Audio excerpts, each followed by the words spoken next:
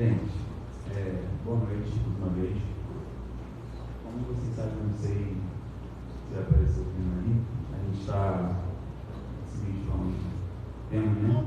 Refeições de puro, isso? Refeições de puro é o tema geral desse mês que está tratando. E o nosso tema de hoje específico é Boa Nova para quem? Né?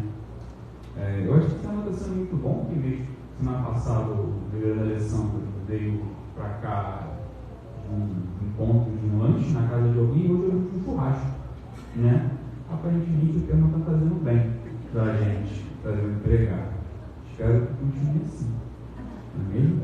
Mas por favor, abram sua Bíblia no livro de Lucas, capítulo 7, do 36 ao 50.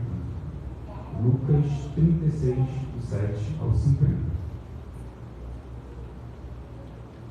A versão que eu estou olhando é NVI e aí que aparece também é NVI. Vamos direto ao Senhor e em seguida vamos orar. Convidado por um dos fariseus para jantar, Jesus foi à casa dele e reclinou-se à mesa. Ao saber que Jesus estava comendo na casa do fariseu, certa mulher daquela cidade, uma pecadora, trouxe frasco de alabastro com perfume e se colocou atrás de Jesus a seus pés. Chorando, começou a molhar os pés com suas lágrimas, depois enxugou com seus cabelos, beijou-os e os ungiu com perfume. Ao ver isso, o fariseu que havia convidado disse a si mesmo: se este homem fosse profeta, saberia quem nele está tocando e que tipo de mulher ela é, uma pecadora. Então lhe disse Jesus: Simão, tenho algo a lhe dizer. Dize, mestre, disse ele. 2 homens deviam a certo credor. Um lhe devia 500 denários e outro 50. Nenhum dos dois tinha com o que lhe pagar, por isso perdoou a dívida a ambos. Qual deles o amará mais? Simão respondeu: suponho que é aquele a quem foi perdoado a dívida maior. Você julgou bem, disse Jesus. Em seguida, virou-se para a mulher e disse a Simão: vê esta mulher, entrei em sua casa, mas você não me deu água para lavar os pés. Ela, porém, molhou os meus pés com suas lágrimas e os enxugou com seus cabelos. Você não me saudou com um beijo, mas esta mulher, desde que entrei aqui, não parou de beijar os meus pés. Você não ungiu minha cabeça com óleo, mas ela derramou perfume nos meus pés. Portanto, eu lhe digo, os muitos pecados dela lhe foram perdoados, pois ela amou muito, mas a quem pouco foi perdoado, pouco ama. Então Jesus disse a ela: seus pecados estão perdoados. Os outros convidados começaram a perguntar: quem é este que até perdoa pecados? Jesus disse à mulher: sua fé a salvou. Vá em paz. Feche os olhos, por favor. Senhor, te agradecemos pela tua palavra, Deus. Obrigado pela oportunidade, Pai, de expor. Pai, peço que o Senhor nos utilize como ferramenta da tua vontade, Senhor, para expor o teu texto, Senhor, a tua palavra, Pai, que é a verdade para o teu povo. Peço que o Senhor abra os nossos corações e as nossas mentes para que a tua palavra, Pai, possa ser enfincada neles, Pai, e frutificar em nossas vidas, Deus. Pai, peço que o Senhor me conduza nessa noite, Deus. Peço que o Senhor encha-nos, Pai, do teu Espírito Santo. Peço que o Senhor, Pai, nos guie, Pai, com o entendimento da tua palavra, Senhor. Pai, acima de tudo, te agradecemos. Te agradecemos pelo teu Filho, te agradecemos pelo Espírito Santo e te agradecemos por quem tu és. Assim que eu oro, em nome do Senhor Jesus. Amém.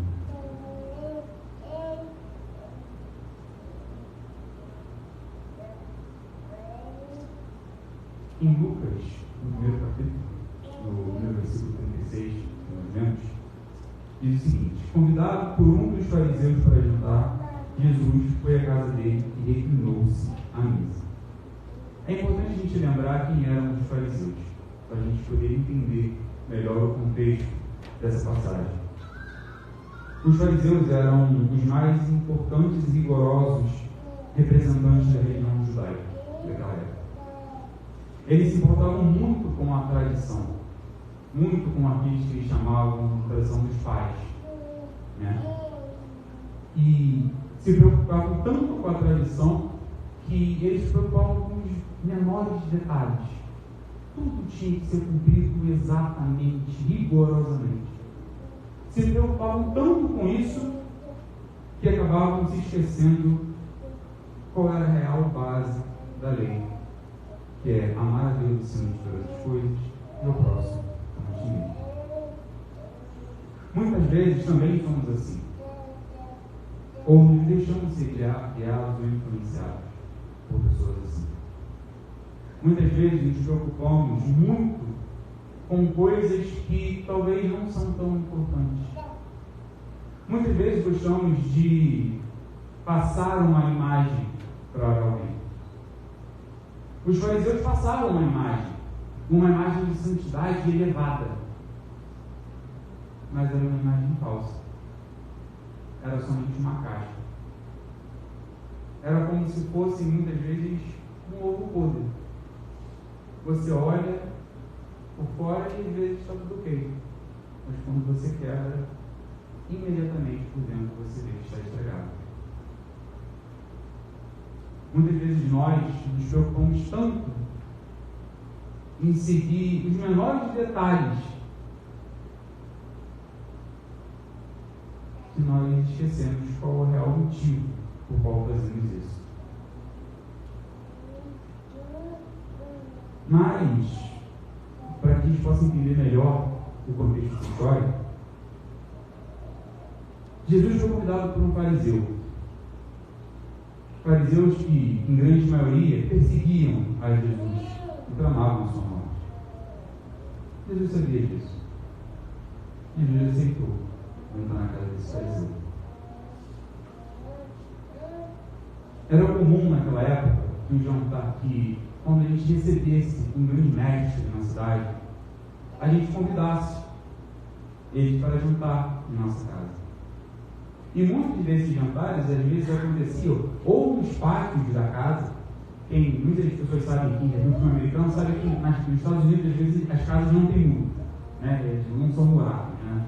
Eles são abertos.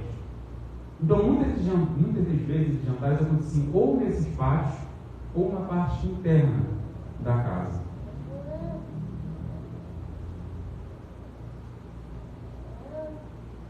O fato de Jesus reclinar-se à mesa mostra que esse jantar, e eu acho importante a gente entender isso, foi feito em uma mesa baixa.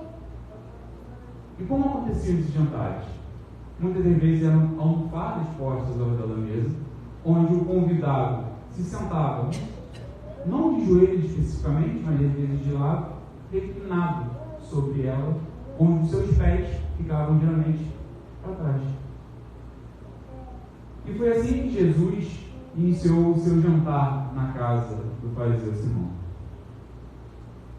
No versículo 37 e 38, Lucas diz: ao saber que estava comendo na casa do fariseu, certa mulher daquela cidade, uma pecadora, trouxe um frasco de alabastro com perfume e se colocou atrás de Jesus, a seus pés. Chorando, começou a molhar os pés com suas lágrimas. Depois enxugou com seus cabelos, beijou-os e os ungiu com perfume. Como essa mulher entrou nessa casa? Talvez é a primeira pergunta que a gente possa fazer. Se a gente convida alguém hoje para jantar na nossa casa, se eu vou hoje na casa do Alê, eu vou ser recebido lá, muito provavelmente, com um cafezinho e um bolinho da casa.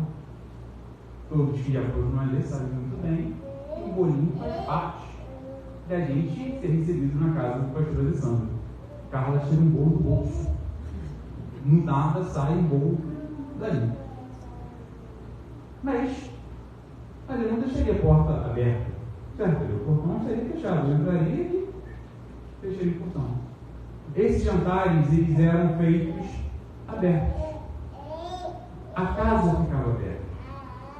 Eram jantares onde as pessoas gostavam de debater com os grandes mestres. onde um mestre gostava de debater com outro mestre. E pessoas que estavam passando por aí podiam entrar na casa e ficar ao redor observando. Era o Twitter da época. Rolava o debate e a pessoa ficava ali olhando e falando, verdade, puxa, caramba, tem muita inteligência. E é nesse contexto que essa mulher entra nessa casa. Mas uma coisa importante a gente saber aqui, ou a gente perceber, a menção dessa mulher ser uma pecadora indica que provavelmente ela era uma prostituta. Por favor, meus irmãos, peço que vocês tentem imaginar a cena comigo. A casa de um fariseu. Seus convidados à mesa, muito provavelmente também fariseus. Os que passavam e entravam ali, muito provavelmente, se não eram fariseus, se sentiam representados por eles. E adentra ao ambiente uma possível prostituta.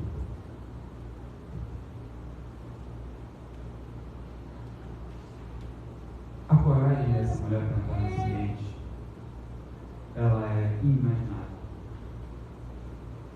Pois ela sabia que naquele ambiente ela seria hostilizada. Ela sabia que naquele ambiente aquelas pessoas não gostavam dela.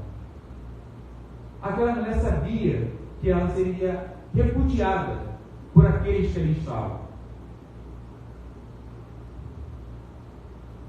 Os fariseus, meus irmãos, eles não gostavam nem mesmo de tocar naqueles a quem eles consideravam pecadores. Ela era uma marginalizada, meus irmãos. Essa mulher não era nem tocada por aqueles que se diziam representantes da lei. Nós não sabemos como ela ficou sabendo que Jesus ali estava. Não sabemos se Jesus já tinha falado e ela tinha ouvido ele falar em algum lugar. Não sabemos se por ouvir de amigos, por ouvir que ali estava um amigo dos pecadores, como Jesus era chamado. Só sabemos que ela foi até lá encontrar com Jesus.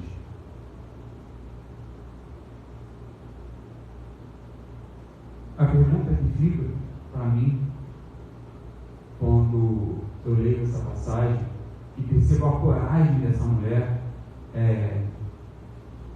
será que como igreja hoje nós não fazemos o papel dos fariseus daquela época?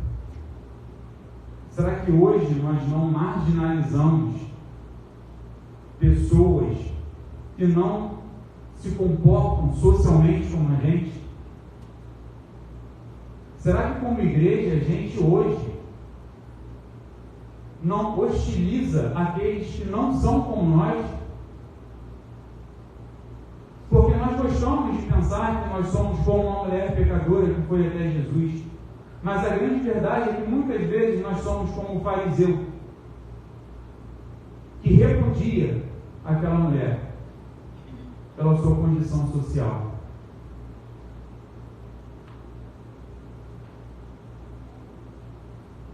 Será que hoje, meus irmãos, qual papel a igreja está prestando? A de Simão, o fariseu, ou da mulher que vai até Cristo?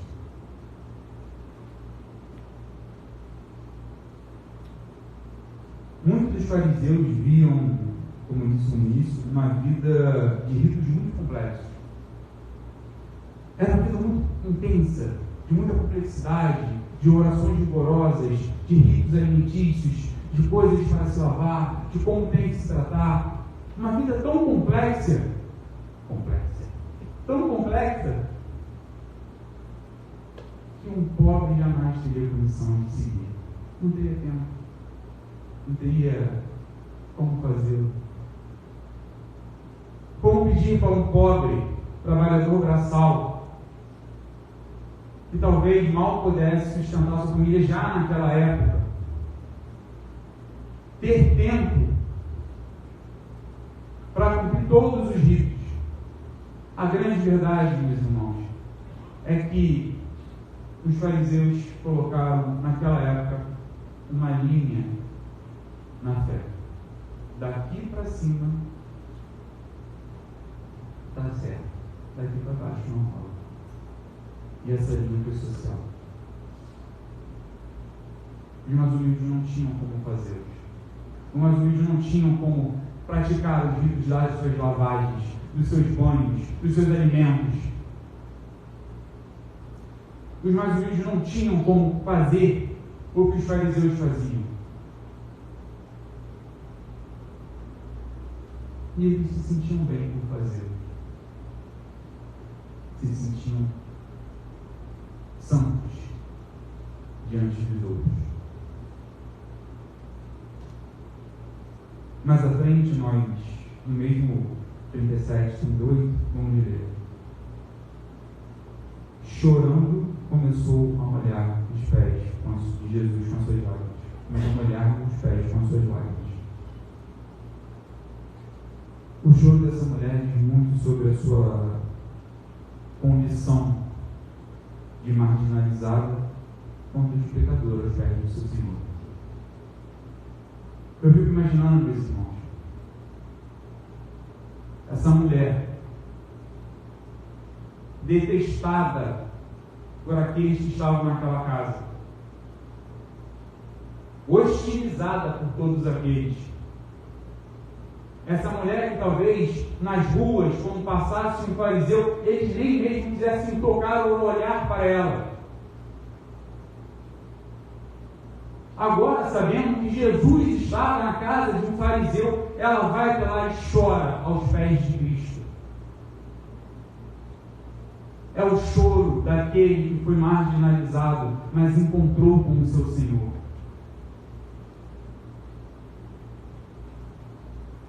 A cena é difícil de imaginar sem sentir alguma dor. É difícil de imaginar porque ainda temos hostilizados em nossa sociedade. Ainda temos marginalizados como essa mulher em nossa sociedade. A palavra de Deus ela é viva e nos conta também sobre o nosso tempo de hoje.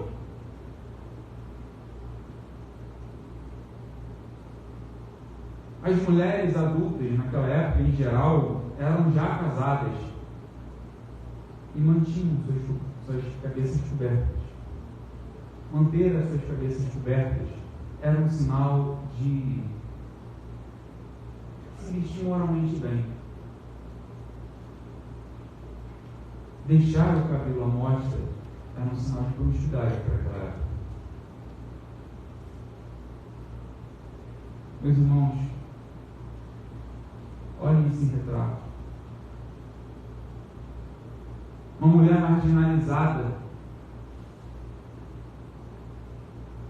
não só entra na casa desse fariseu, como enxuga os pés de Jesus com seus cabelos expostos. O que para aqueles fariseus era um sinal de promiscuidade.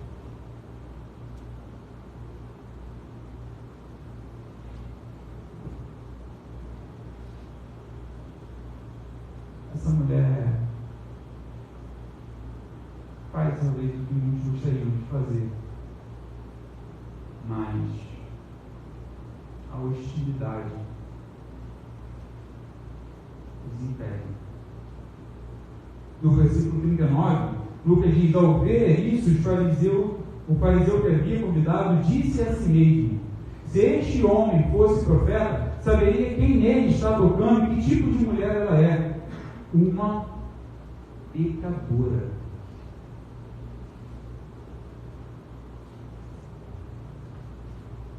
O fariseu não disse isso em alta voz. Ele não disse para Jesus. Ele não disse para os seus convidados. Ele disse para si mesmo. Ele pensou.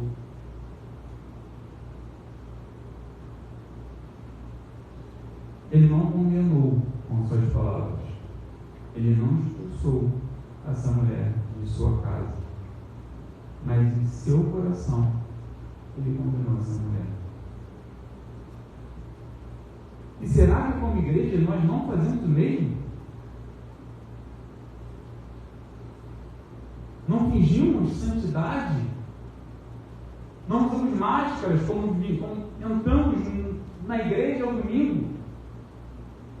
Não gostamos de parecer muito santo aos olhos dos outros, enquanto na verdade não somos? Quantos e quantos de nós, e digo nós, pois me incluo nisso também, muitas vezes somos hipócritas em nossas falas, julgamos e fazemos. Somos como o fariseu Simão às vezes.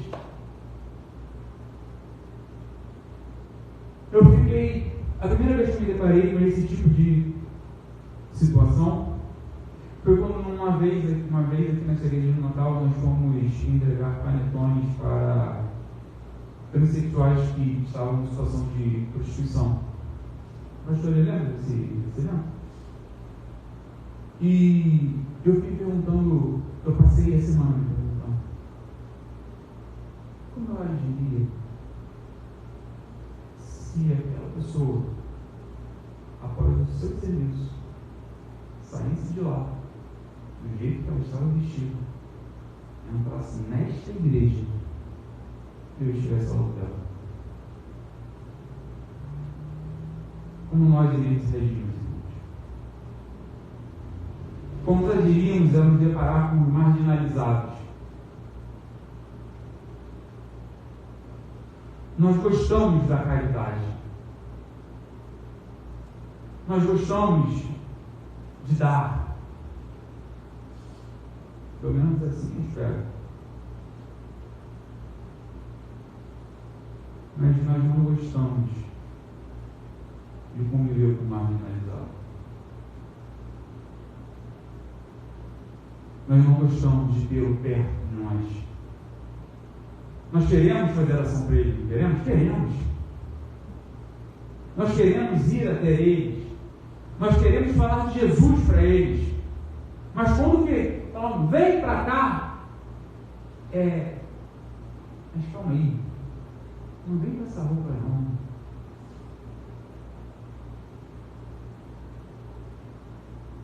Falando para a prostituta,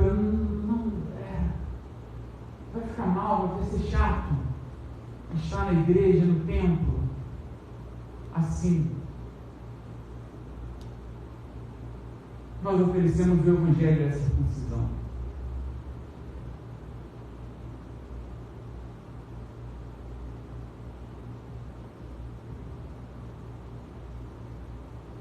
Meus irmãos, quantos obstáculos nós temos criados para impedir que outros venham até Cristo?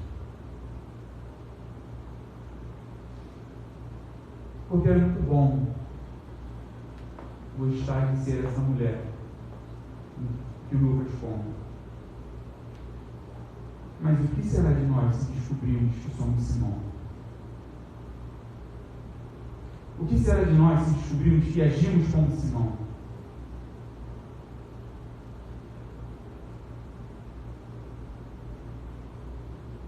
Será que hoje nós não estamos afastando pessoas que não fazem parte do nosso ciclo social, da nossa igreja?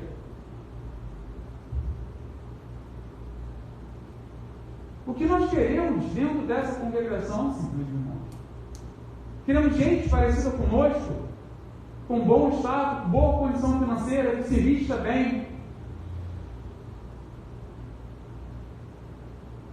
Mas o que fazemos com os pobres? O que fazemos com aqueles que não têm onde morar? Quando aparecer aqui há dias sem tomar banho? O que iremos fazer com estes? Será que como Simão iremos aceitá-los, mas no nosso coração falamos, se Jesus soubesse como essa mulher é pecadora, como essa pessoa.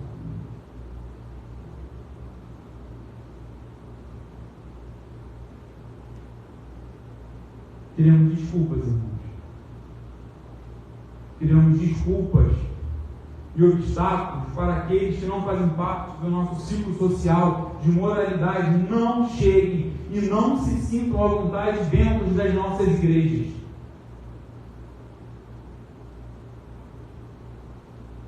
Queremos o já tratado, o já crente.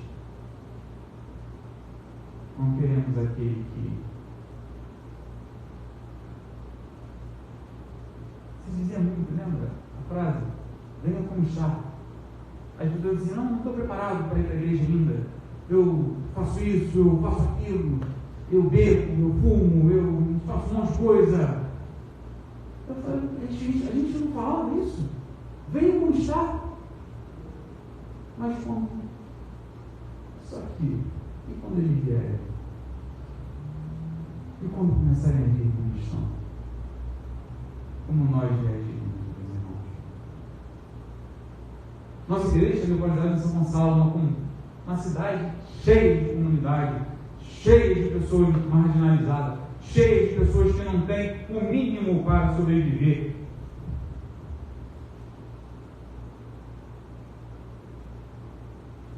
Olhem para o lado, meus irmãos, onde estão essas pessoas?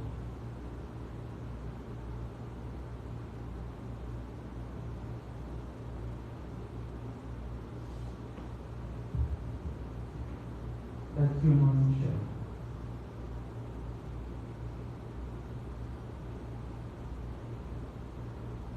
Daqui eu não vejo. Eu me pergunto o porquê disso. O porquê de elas não estarem aqui. Será que não levamos o Evangelho até elas? Ou será que esse ambiente é hostil para elas? Será que esse ambiente virou um ambiente hostil para pecadores? E o que nós somos?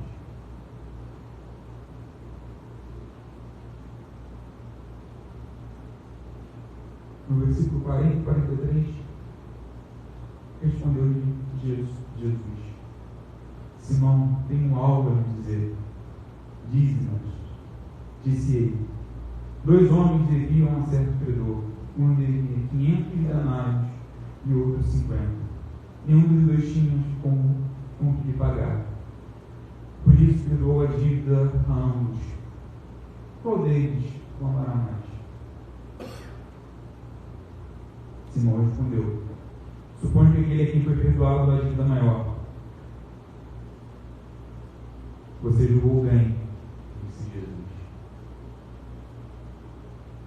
A expressão "tenho algo a lhe dizer" no Antigo Oriente era caracterizada por vir logo em seguida uma repetição. Todos nós, filhos e pais, e ouvimos ou falamos a frase: em casa a gente conversa. Era muito bem uma conversa que rolava. Sejamos honestos, né? Era mais um cantar de chinelos. Mas é como se fosse em casa a gente conversa. Quando se usava essa expressão no Antigo Oriente, as pessoas esperavam que você não fosse dizer logo aquilo, mas no privado.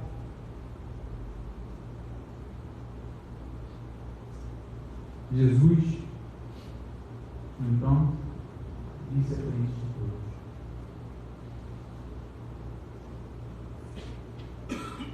Jesus disse isso porque Jesus sabia o que estava no coração de Simão. Não precisou Simão abrir a boca para dizer: se Cristo soubesse quem é essa mulher.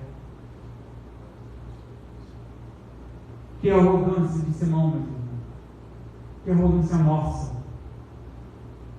Achar que nosso Deus, aquele que nos criou, que sonda o nosso coração, não vai saber dos pecados que habitam nele só porque nós vestimos uma capa de santidade.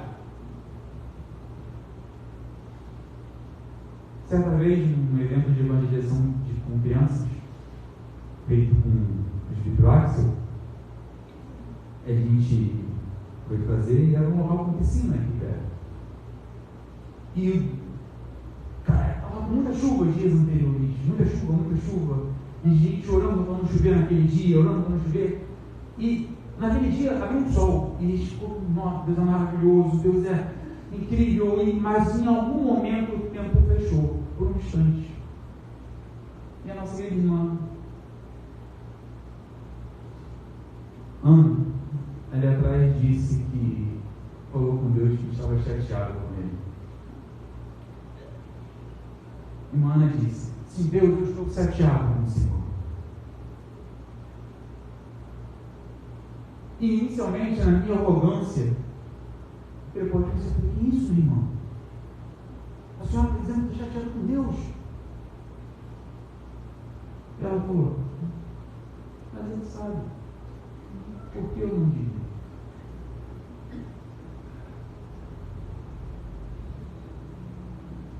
Meus irmãos, esse é um exemplo, talvez, que nenhum livro de teologia eu possa ensinar. Nós não precisamos dizer para Deus: Ele sabe. Contudo, é bom que falamos. Pois a oração muda o nosso coração. Não pensem vocês que aceitaram o marginalizado somente por estética, porque é socialmente aceito. Não pensem por vocês que tirar foto, postar no Insta, fazer stories, enquanto o coração de vocês está afastado do Senhor e sem amor nenhum por aquela pessoa. Não pensem vocês que o nosso Deus não sabe. Não pense eu que o meu Senhor não conhece o meu coração. Da mesma forma que Jesus não precisou ouvir da boca de Simão o que ele tinha pensado, pois conhecia o seu coração, Cristo não olha para a nossa aparência e encenações de santidade, mas olha direto para os nossos corações.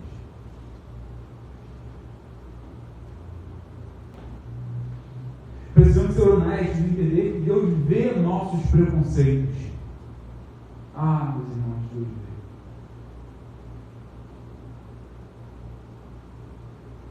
Não pense que Deus não vê nosso coração pecaminoso. Não pense que Deus não vê quando nós fingimos tratar bem alguém e quando na realidade estamos julgando em nossos corações. Não pensem, meus irmãos, que o nosso Senhor se satisfaz com as nossas máscaras, com aquilo que somos somente dentro desta igreja, aos domingos, de 6 às 8.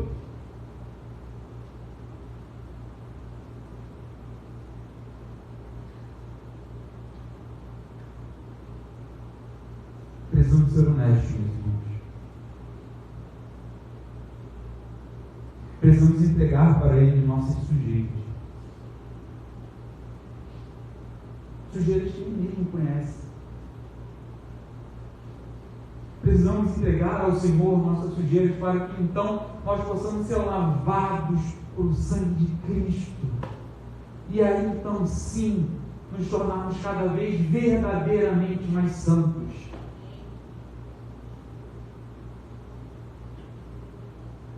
Meus irmãos, não escondam seus pecados de Cristo.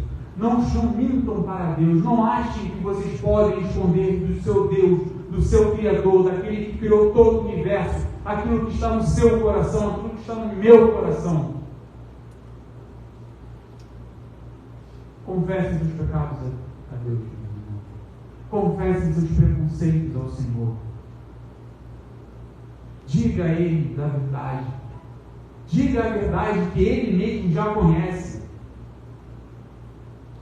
Diga: Senhor, Eu que tanto falo que quero ajudar os miseráveis, não quero que esses miseráveis estejam junto comigo na igreja, porque eu não aguento ficar perto deles, porque escondidinho assim, tomar banho.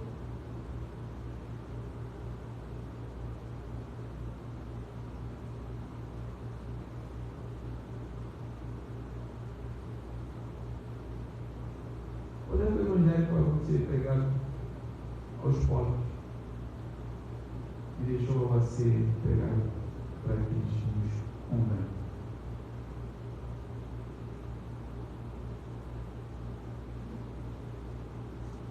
Em Lucas 44:46 diz: em seguida virou-se para a mulher e disse a Simão: vê esta mulher? Entrei em sua casa, mas você não me deu água para lavar os pés. Ela, porém, molhou os meus pés com suas lágrimas e me enxugou com os seus cabelos. Você não me saudou com um beijo, mas essa mulher, desde que cheguei aqui, não parou de beijar os meus pés. Você não ungiu minha cabeça com óleo, mas ela derramou perfume nos meus pés. Após contar a Simão e fazê-lo entender sobre o perdão e o amor de Jesus, agora Jesus olha diretamente para essa mulher. Aquela mulher que foi oprimida, marginalizada, julgada por aqueles que ali estavam, agora tem o seu Senhor olhando diretamente para ela.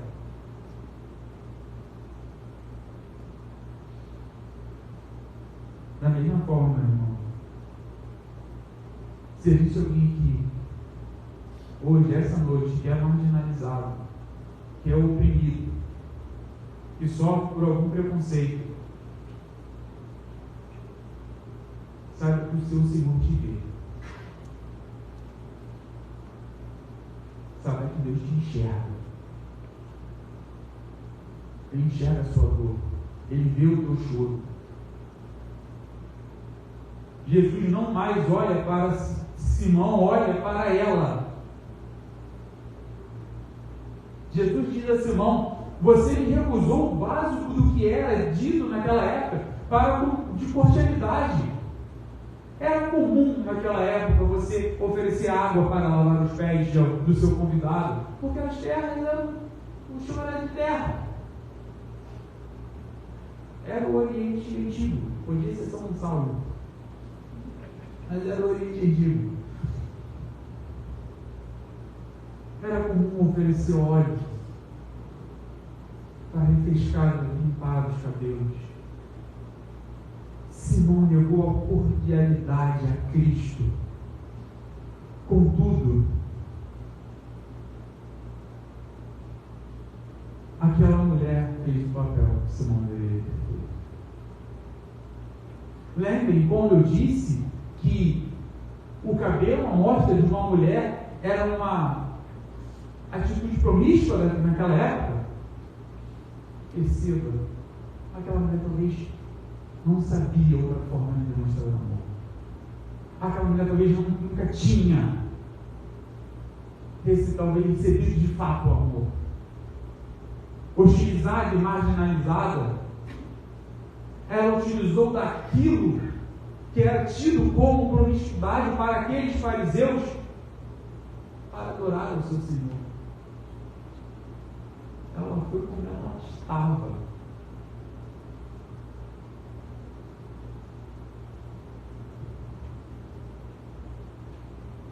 Essa mulher que entrou de penetra no jantar foi a verdadeira filha de Cristo.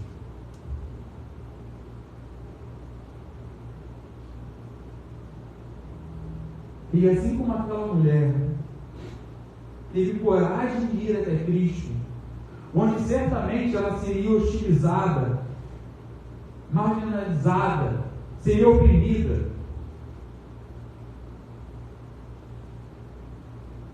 se aqui, meus irmãos, nesse momento, existe alguém que em seu coração queime a vontade de ir até Cristo, assim como queimou no coração dessa mulher, tenha coragem.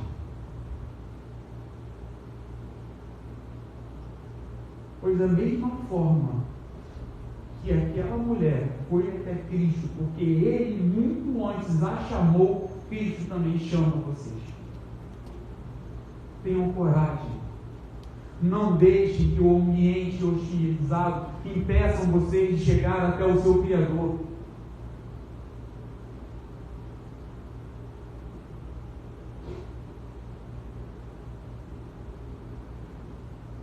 Cristo não veio romper somente barreiras religiosas, Ele veio romper barreiras sociais, meus irmãos.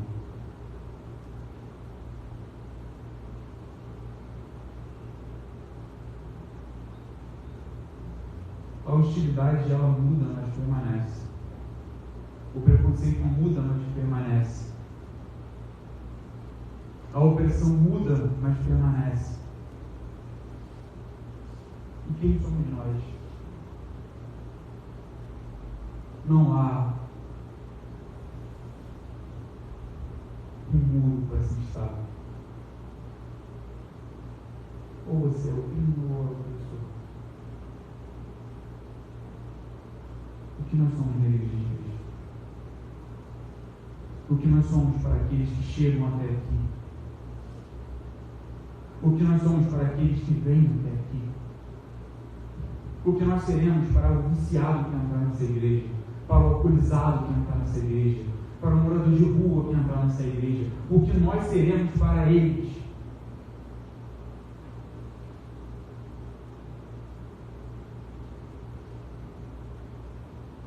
A igreja não deve ser como a mesa de Simão, o fariseu. Ela deve ser o lugar onde o pobre e o rico se encontram.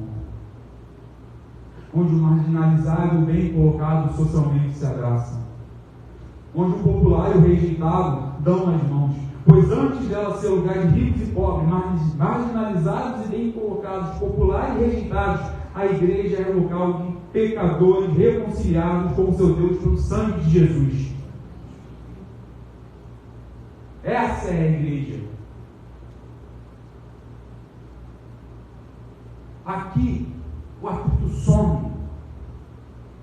Isso não é um mundo ideal na nossa cabeça. Isso é o Evangelho sendo pregado e vivido todos os dias.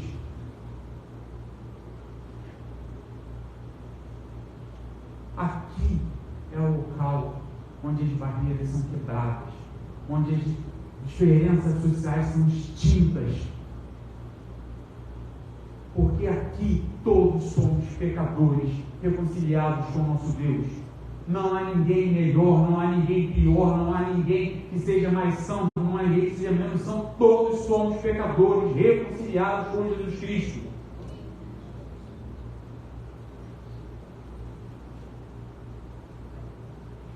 Com isso, agora o rico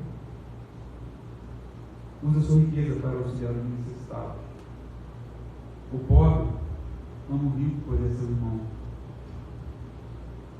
O marginalizado encontra lugar onde não é mais hostilizado. O perseguidor não mais persegue, mas apoia. E todos juntos adoram o Senhor e crescem em santidade. Essa é a igreja de Cristo, meus irmãos. Que a nossa igreja, que a igreja do nosso Senhor, não se torne como a mesa de Simão, o fariseu, onde os marginalizados entram e se sintam hostilizados. Mas que aqui, nesta igreja, em São Gonçalo, ricos e pobres,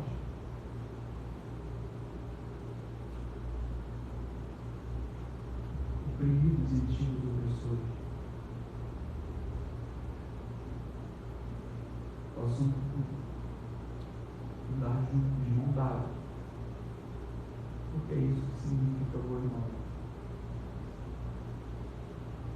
O tema da minha pregação, eu não sei se tem um tema que eu tive que colocar o tema, foi boa nova para quem? É boa nova para aquele povo chamado de Cristo. E disse sim, pois ele é irresistível. É boa nova para o rico que ouviu um chamado e agora auxilia o pobre. É boa nova para o pobre que não tinha esperança na vida, mas agora sabe que a eternidade está a chegar e o seu Senhor está por vir. É boa nova para o marginalizado, para o hostilizado. É boa nova para todo aquele que crê que profeta. Para todo aquele que crê e confessar que Jesus é Senhor e Salvador. É para esses que são abortados. Não para os socialmente aceitos, não para os moralmente aceitos. É para todos para quem Cristo chamou. Isso sempre me faz lembrar de Paulo. Paulo, talvez, um dos mais conhecidos dos apóstolos, o que mais cartas escreveu no Novo Testamento. Um fariseu perseguidor de crentes. Um fariseu que cumpria à risca tudo que tinha que ser cumprido, que gostava de perseguir crentes. Ele era apóstolo de Jesus.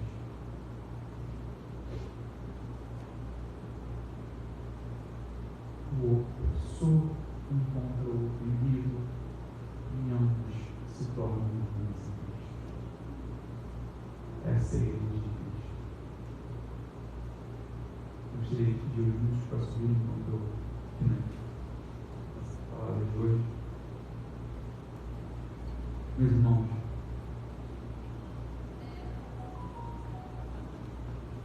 que nós possamos nos lembrar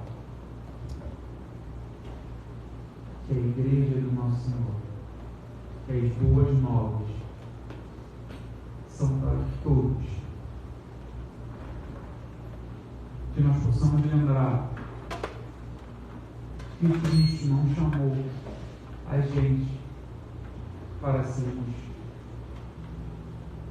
meramente, moralmente corretos. Eu não estou dizendo, meus irmãos, que nós não vamos crescer em santidade. Eu não estou dizendo que nós não vamos mudar. Nós mudamos. Nós vamos deixando os nossos pecados, sem nunca deixar de ser um pecador. Nós não vamos crescendo em santidade. Crescendo não por nossos méritos, mas pela ação do Espírito Santo em nós. Meus irmãos, se vocês creem nesse Cristo, se vocês creem nesse Senhor,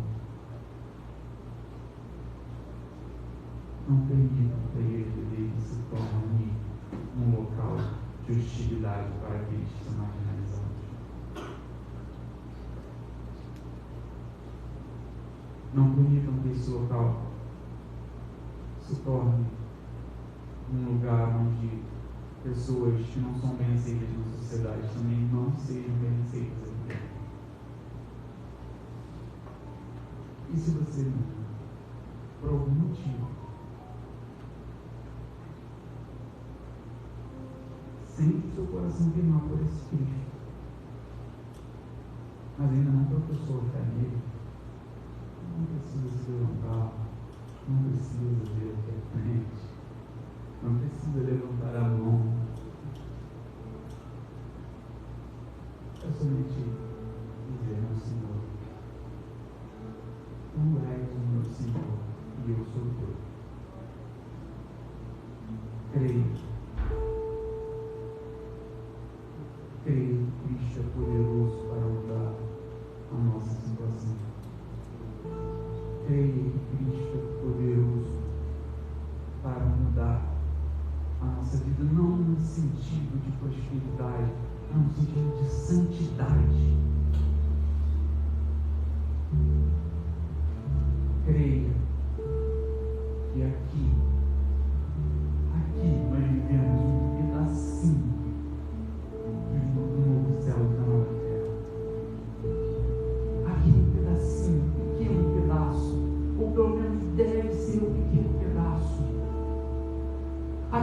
ser loucura para quem olha de fora. Quem está de fora não tem que entender nada, porque não entende mesmo, não tem como entender. Não há como entender como pessoas diretamente opostas, com condições de vida totalmente diferentes, com estilos de pensamentos distintos aqui dentro, se abraçam e vivem como irmãos. É o Espírito Santo, Senhor, que habita dentro de nós. É Cristo nos lavando pelo seu sangue. É Deus fazendo para a igreja caminhar e prosseguir. Ah, meu Deus, que maravilha é a igreja do Senhor. Mas que nós possamos nos lembrar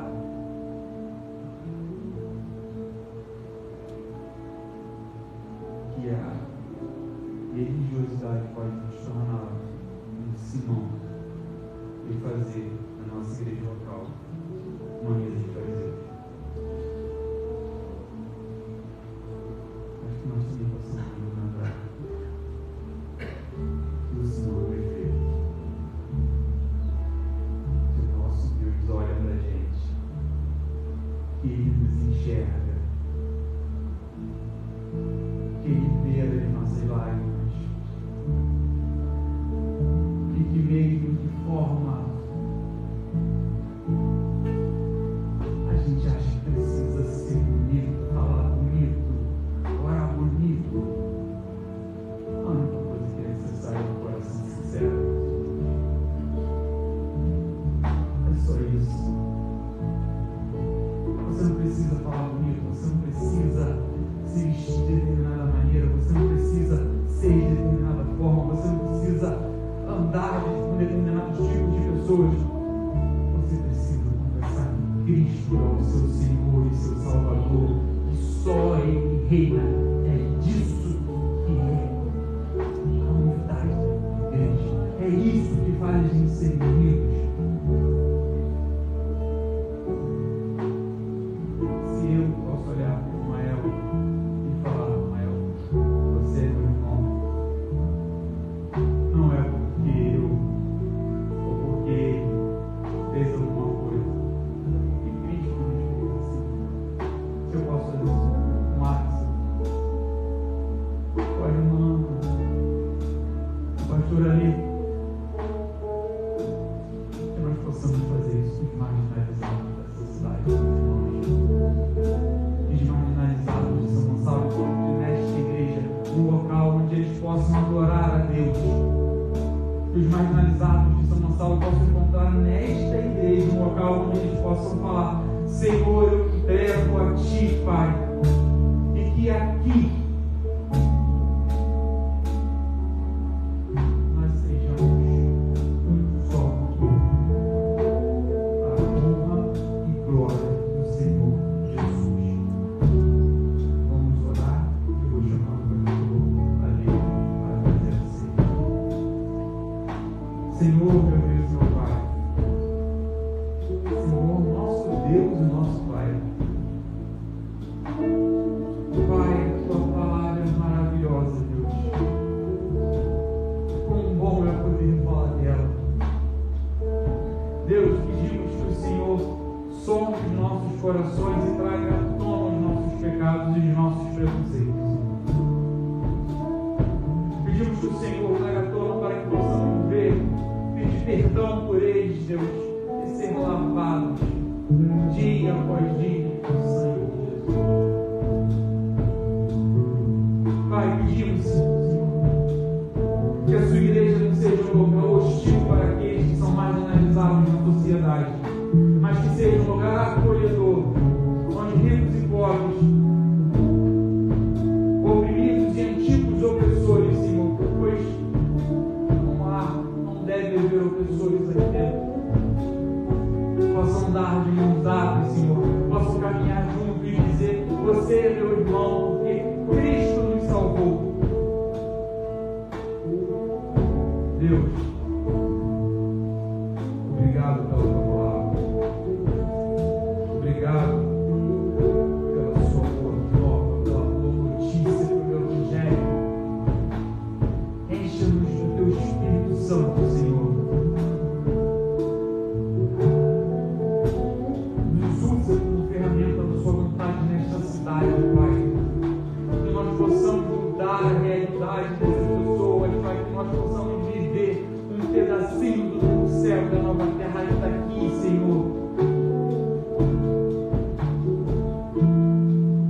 Deus,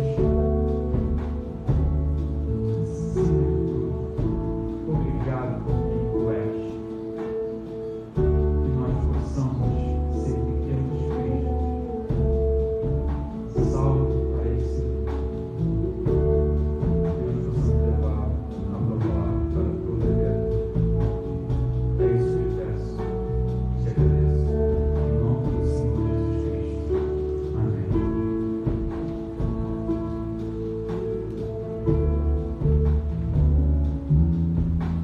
Amém. Nós vamos passar para a ceia do Senhor. Nós vamos comer o pão, beber o cálice, representado como suco de uva. E pode participar nesse momento aquelas pessoas que um dia confessaram sua fé em Jesus Cristo, vivem em comunhão com Ele, entendem que é um pecador, mas que através do sangue de Cristo foi perdoado. E está em comunhão com a igreja em que você congrega. Então, se você está aqui nessa noite e tem vivido dessa forma, você poderá comer do pão e beber do cálice. Você vai vir pelas laterais, pegar os elementos, voltar para o seu lugar, e aí você vai cear o seu tempo. Nós não vamos, pelo menos hoje, te dar um comando para que você coma ou beba. Mas você faça a oração e come do pão e beba do cálice. Mas eu gostaria de ler um texto em que fala desse momento, que diz o seguinte, Mateus capítulo 26, verso 25, diz: enquanto eles comiam, Jesus tomou o pão, deu graças e partiu aos seus discípulos, dizendo: tomem e comam, isto é o meu corpo.